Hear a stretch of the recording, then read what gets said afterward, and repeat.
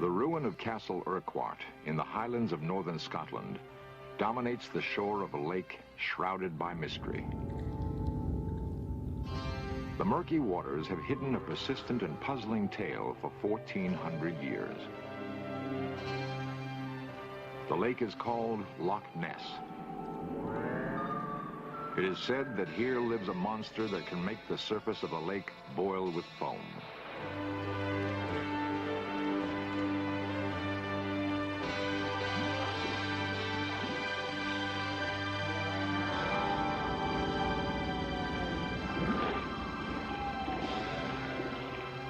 What is beneath the surface of the loch? We will be closer to knowing the answer. Closer for having discovered new evidence in search of the Loch Ness Monster.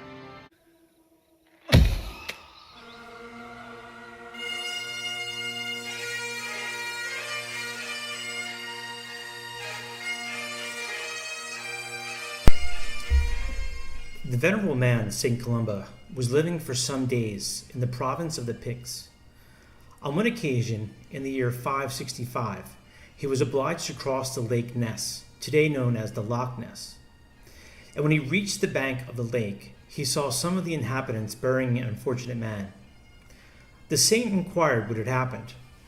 According to the account of those who were burying him, only a short time before, that unfortunate man had been seized as he was swimming and mangled most severely by a monster that lived in the water.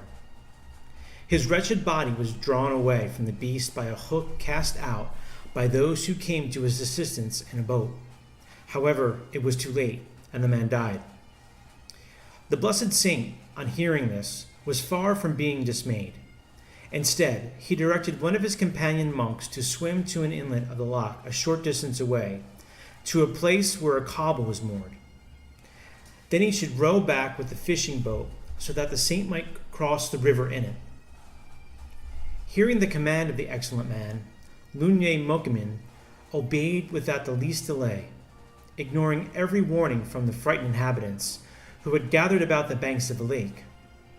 Taking off all his clothes save his long tunic, he leaped into the water.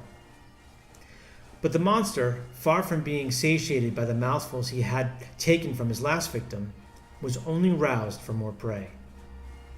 It was lying at the bottom of the stream, and when the monster felt the water disturbed above by the man swimming, it suddenly rushed out.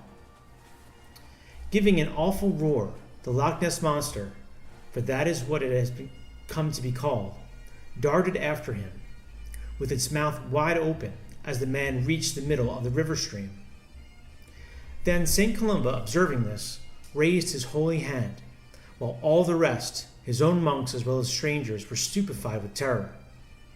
Invoking the name of God, the saint formed the saving sign of the cross in the air and gave this command to the ferocious monster: "Thou shalt go no further, nor touch the man. Go back with all speed." At the voice of the saint, the monster was terrified and fled more quickly than if it had been pulled back with ropes, even though it had just got so near the lounge as he swam. In fact, there was not more than the length of a spear staff between the man and the beast.